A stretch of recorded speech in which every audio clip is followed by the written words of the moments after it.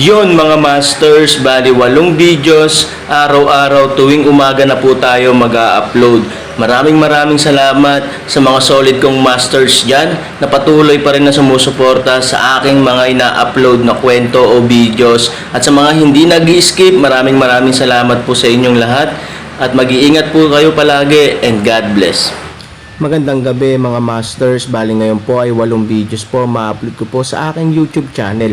Tama nga mga masters, 8 videos nga po ma-upload ko. Yon, what's up mga masters? Nandito na naman tayo sa panibagong araw, panibagong kabanata na naman ang pagsasama-samahan natin ngayon guys.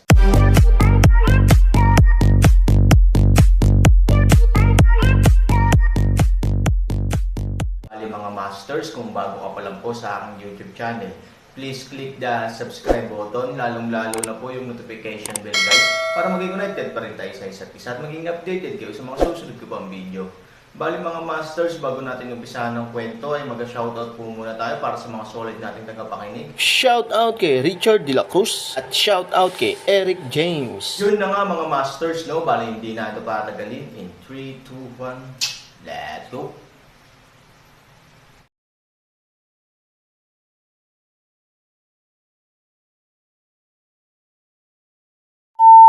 Bang! Nagkaroon ng malakas na ingay, ngunit nagulat ang lahat nang makitang hindi iyon tunog ng pambubugbog ni Dashan kay Wang Siman. Sa kabaligtaran, biglang tila nataman ni Dashan ang ilang bakal na plato, at pagkatapos ay umatras dahil sa pagkawalang galaw, ngunit dahil sa masyadong malakas na pagkawalang kilos, ang kanyang likod na paa ay direktang humakbang ng husto sa stone platform. Nagtataka si Dashan, ngunit nakita niya ang isang lalaking nakatayo sa kanyang harapan. Hawak ang baywang ni Wang Siman gamit ang kanyang kanang kamay, at hawak ang kanyang kamao gamit ang kanyang kaliwang kamay. Ikaw ba, bata? Laking gulat ni Dashan. Obviously, ang lalaking ito ay Aaron na tinawanan lang niya. Ako ito, bata. 3,000 ngiti, malumanay bitawan Wang Siman, sa kanyang paraan, bumaba, dito sa akin. Nagulat si Wang Siman sa lalaking may maskara sa kanyang harapan. Hindi niya alam kung bakit, ngunit palagi niyang nararamdaman ang hindi maipaliwanag na pamilyar mula sa kanya. Hindi ko alam kung bakit, sa harap ng lalaking ito, gusto niyang tumanggi, pero hindi niya masabi ng diretso. Bago ito naaninag ni Wang Siman, dahan-dahan na siyang pinababa ni Aaron sa challenge arena na may lakas. Kahit nakilala niya si Wang Siman sa maikling panahon, para matulungan ang sarili, ibinuhos ni Wuyu Village ang kanyang buhay para labanan si Ye Wuhuan. Sa makatuwid, sa puso ni Aaron, ang masungit ngunit mabait na dalagang ito ng pamilya Wang ay kabilang sa kanyang mga kaibigan. Damn, sino ba yang batang yan? Di ba yung lalaking nasa ilalim ni Mr. Zhang dati? Mr. Zhang, ang galing ko. Ngayon ko lang sinabi na kung hindi tayo maglalaban sa challenge arena, acting na, para. Sa atin, ang layunin ay paralisahin tayo, hindi ba? Tumambad sa mukha ni Zhang ang isang mahinahon at nakakahiyang ngiti. Hindi niya alam kung para saan ang lalaking ito.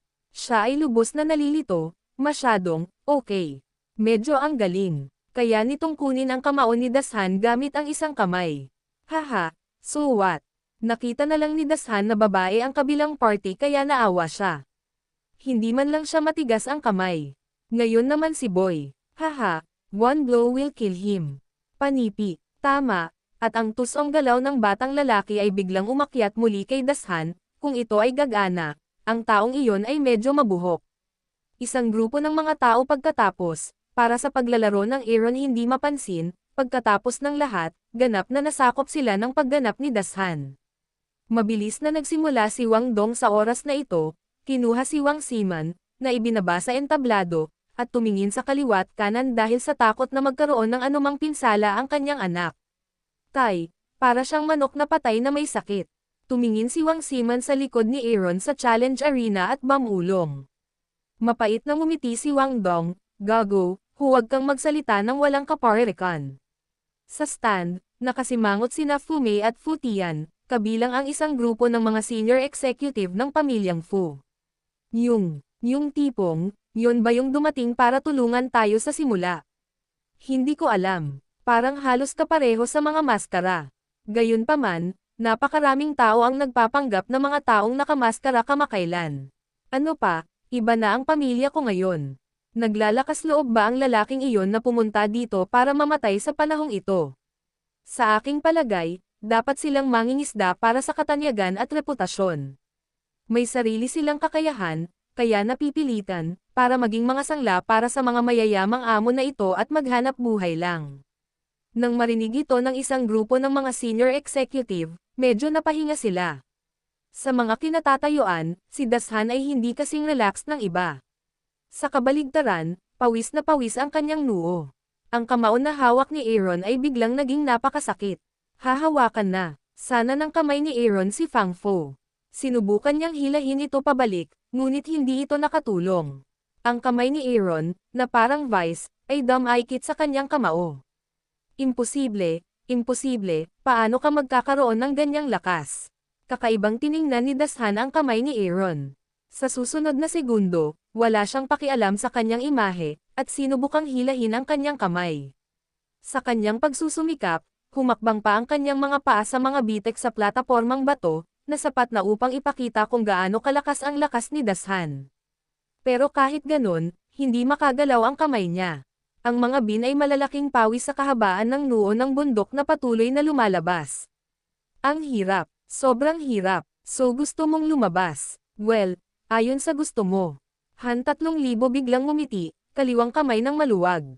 Dang, dang, dang. Biglang nawala ng inertia ang buong katawan ni Dashan dahil sa sobrang lakas, at umatras pa ng 12-dosenang hakbang. Pagkatapos sa isang dagandong, ang buong tao ay nahulog sa platform ng bato na parang bundok. Ah, mabahong bata, ang lakas ng loob mong paglaruan ako. Ang iyong tagumpay ay nagagalit sa akin. Nainis na si Dashan, na nahulog sa gulo, nang tapikin niya ang platapormang bato at basag ang lugar kung saan siya pinilit. Tumayo siya at galit na tumingin kay Aaron at umungol. Aaron ngiti, banter walang kapantay na tumitingin sa bundok, antay-Buda upang makita ang isang nunal ant general, kung gayon ano ang gusto mo.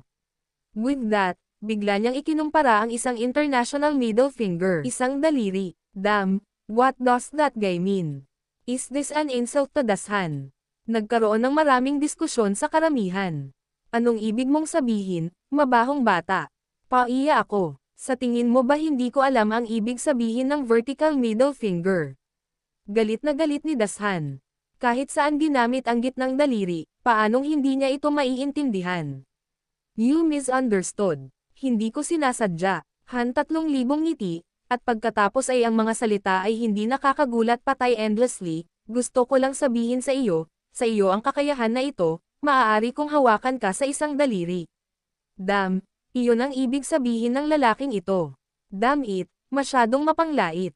Kung ikukumpara sa vertical middle finger, halatang mas nakakainsulto ang kanyang mga salita.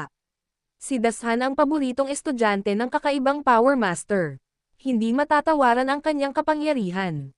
Ang mga tao sa ibaba ay direktang pumutok. Bagamat hindi si Dashan mismo, nakaramdam siya ng insulto nang marinig niya ang paghamak ni Aaron. Hindi kita gusto. Galit na umungol si Dashan, at nabigla ang kanyang aura. Tinutukan niya ang Aaron at diretsyong sumugod. Boom, boom, boom. Sa bawat hakbang ng bundok, may napakalaking tunog at vibration sa lupa. Nagulat ang lahat sa momentum at kakilakilabot na enerhiya ni Dashan. Kasabay nito, lihim ding natuwa ang lahat na hindi nila hinamon ngayon si Dashan. Kung hindi nila alam kung paano namatay si Dashan sa kanyang galit. Sa pagtingin sa bundok na nagmamadaling umakyat sa lakas ng kulog, hindi kumikibo si Han Sanchen. Iniipon lang niya ang lahat ng enerhiya sa kanyang gitnang daliri at pinupuntirya ang bundok. Isang daliri sa isang kamao. Lunatic, loko, what a fucking loko. Sa sandaling tapikin ni Mr. Zhang ang mesa, ang buong tao ay ganap na nataranta at sumigaw. Bang! May malakas na ingay sa stone platform. Iabot mo. Namutla ang mukha ni Dashan. Sa mga oras na ito, ang sakit lang ng kamao niya ang naramdaman niya. Nang muli siyang tumingin sa ibaba, natakot si Dashan nang makita niya na dahil nataman siya ng napakalaking puwersa, napilitan ang kanyang mga paa. Sa oras na ito, ang kanyang mga paa ay ganap na nawala, at karamihan sa mga ito ay nasa platapormang bato. Anong nangyayari dito? Imposible, imposible, matatalo mo ako gamit ang isang daliri. Paano ito magiging posible? Ako ang pinakamatandang alagad ng kakaibang kapangyarihang kagalang-galang. Hindi makapaniwalang nakatingin si Dashan kay Aaron. Lord Weirdo. Hehe, nung pinatay ko siya, hindi siya masyadong naniwala gaya ng sabi mo Aaron sabay ngiti. Ikaw, anong pinagsasabi mo? Ikaw ba? Misteryosong tao ka ba? Bilang alagad ng kakaibang Power Master, paanong hindi niya malalaman kung sino ang pumatay sa kanyang amo? Kaya lang, hindi ba patay na ang misteryosong tao, hindi ka patay? Panipi, paano ako madaling mamatay? Nakangiting sabi ni Aaron. Nang marinig ito, ang mukha ng kakaibang kagalang-galang na kapangyarihan ay kasing putla ng abo, at ang kanyang kalooban ay kasing lamig ng isang pipino. Ang nangyari sa harap niya ay, it's the mysterious man in the legend. Nang hindi na hinintay na magsalita muli si Dashan, bigla siyang nakaramdam ng matinding sakit sa kanyang katawan. Isang bibig ng dugo ang direktang umagos mula sa kanyang bibig. Ang kanyang mga mata ay nagsimulang mag-relax at ang kanyang puso ay tumigil sa pagtibok. Boom! Sa isang malakas na ingay, ang buong malaking katawan ni Dashan, na parang bundok, ay direktang bumagsak sa lupa. Dumudugo ang kanyang mukha, at pati ang kanyang mga mata na puno ng takot ay dumudugo. Halatang basag-basag ang kanyang mga laman loob. Ang buong eksena sa oras na ito ay nahulog sa isang patay na katahimikan, isang grupo ng mga tao ang bahagyang nakabuka ang bibig, na nakatingin sa isang eksena sa entablado. God, itinumba niya talaga ang bundok gamit ang isang daliri. Tumangala si Wang Siman sa entablado, at ang buong tao ay ganap na nagkagulo sa hangin. She tried her best, pero hindi man lang siya makagalaw sa harap ni Dashan. Anong kakilakilabot na lakas ang maaaring makamit ang gayong nakakainis na pangalawang pagpatay? Baka B, ako damo. Sa oras na ito, hindi na mapigilan ni G. Lang ang kanyang puso, naikuyom niya ang kanyang kamao, tumalon at sumigaw.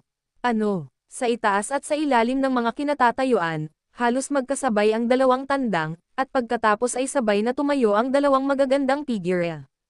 Hindi sila makapaniwala sa nangyari sa harapan nila. At ang dalawang taong ito ay halatang sina Fumei at Miss Zhang. Kawili-wili. Ito ay talagang kawili-wili. Ang isang daliri ay maaaring pumatay ng isang mabangis na bundok. Hindi ko alam kung ang iyong daliri ay maaaring magpakamatay sa akin. Matapos biglang nagbigay ng nakakalokong ngiti si Miss Zhang. Nakatitig si Fumei sa Aaron na may mga mata na puno ng paghanga, ngunit pumukaw din ng kaunting pag-aalala. Malinaw na ang napakalakas na lalaking nakamaskara ay hindi maaaring maging isang taong nangingisda para sa katanyagan, o maging ang lalaking nakamaskara na lumitaw sa pamilya ni Fu. May nang-ahas bang hamanin itong batang si Sia? Kung hindi, gusto kong itanong sa iyong master na ito, sino ang kinakatawan mo? Halatang may pag-aalala si Fu Tian gaya ni Fumei, kaya nagmamadaling sabi niya. Tuldok, oras, inayos ni Mr. Lang ang kanyang mga damit at handang umakyat sa entablado na may pagmamalaki, tulungan ni Mang Aaron ang biglang sabi ng nakangiting. Yun na nga mga masters, no? Bali panibagong kabanata na naman yung natapos natin ngayong gabi. Muli, maraming salamat po.